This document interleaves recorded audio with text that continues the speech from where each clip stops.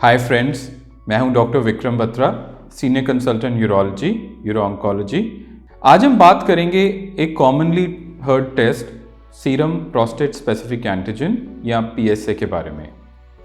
आपने अक्सर देखा होगा कुछ हेल्थ चेकअप्स में आपके मेल रिलेटिव्स को या नियर एंड डियर को पीएसए के टेस्ट के बारे में बताया गया होगा। तो पीएसए क्या है, कैसे टेस्ट किया जाता है और इसका क्या सिग्निफिकेंस होता है?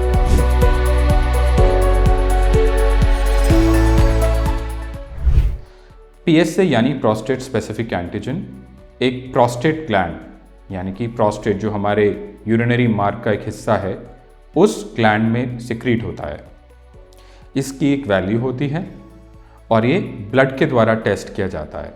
99.9% पीएसए की वैल्यू या पीएसए का जो कंटेंट है वो प्रोस्टेट में सिक्रीट होता है, प्रोस्टेट के द्वारा सिक्रीट होता है। बट बहुत ही कम हिस्सा इसका मेल ब्रेस्ट या आइज के भी कुछ टिश्यूज में सिक्रीट होता है।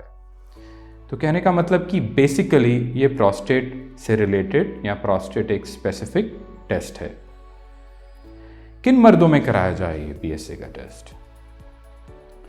पीएसए हमें वो लीड टाइम देता है जिसमें कि प्रोस्टेट की कुछ गंभीर बीमारियों को जल्दी डायग्नोज कर पाएं।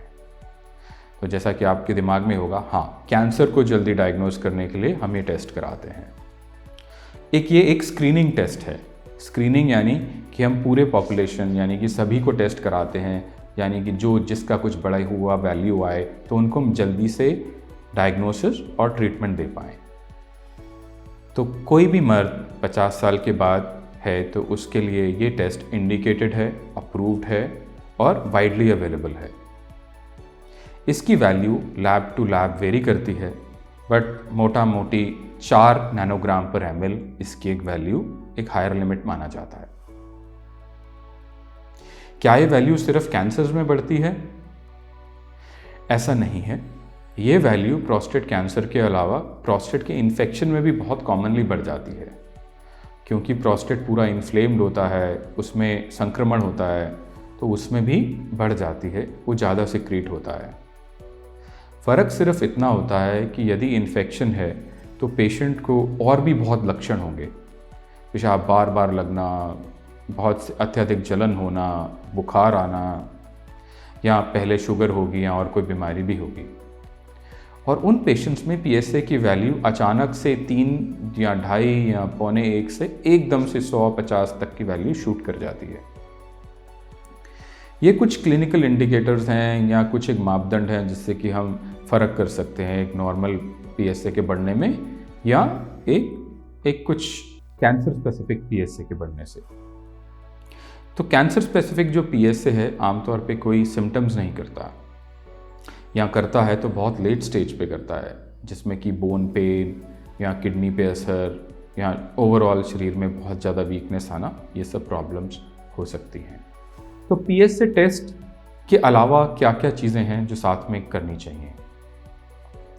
पीएसए टेस्ट के साथ साथ इस बीमारी को जल्दी डायग्नोज करने के लिए मल मार्ग की जांच या डिजिटल रेक्टल एग्जामिनेशन भी करना चाहिए, जिसके द्वारा कि प्रोस्टेट का बाहरी सतह पता चलती है और यदि कोई कैंसर है तो उसे हम जल्दी डायग्नोज कर पाते हैं। तो क्या पीएसए के अलावा भी कुछ टेस्ट्स हैं जो कि नए आ रहे हैं और जिनका कि रिज़ल्ट इम्पॉर्टेंट है? जैसा कि मैंने बताया कि प्रोस्टेट के इन्फेक्शन में भी पीएसए बढ़ता है, तो इसको अलग करने के लिए कुछ नए ब्लड के टेस्ट आ रहे हैं जो कि कुछ एल्गोरिथम्स का प्रयोग करते हैं या एआई टेक्नोलॉजी का प्रयोग करते हैं, जैसे कि PHI वैल्यू।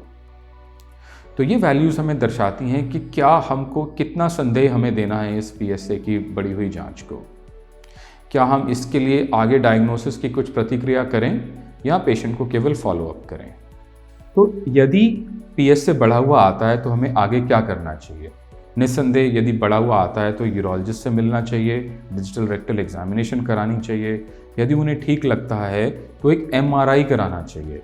MRI आपने सुना होगा, एक मैग्नेटिक रेजोनेंस इमेजिंग टेस्ट होता है जो कि CT स्कैन की तरह होता है और वो यूजुअली स्पाइन के लिए कराया जाता है, बट ये प्रोस्टेट के लिए भी आजकल काफ़ी कॉमनली कराया जाता है।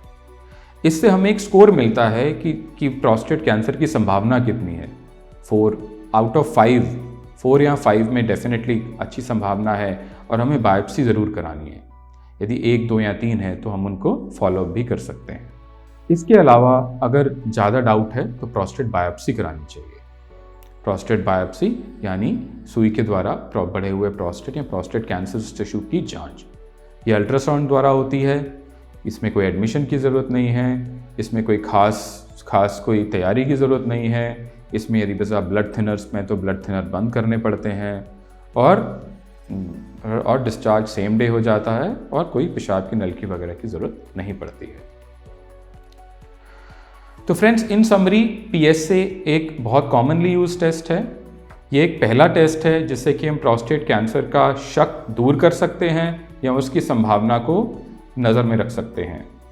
PSA टाइम पे कराने से हमें एक लीड टाइम मिलता है जिसमें कि हम प्रोस्टेट कैंसर को डिटेक्ट कर सकते हैं, ट्रीट कर सकते हैं और पेशेंट को क्योर कर सकते हैं। थर्डली, ये रिस्क स्ट्रेटिफाइड है, यानी कि यदि आपको कोई हिस्ट्री नहीं है तो 50 साल से ज़्यादा कराना है।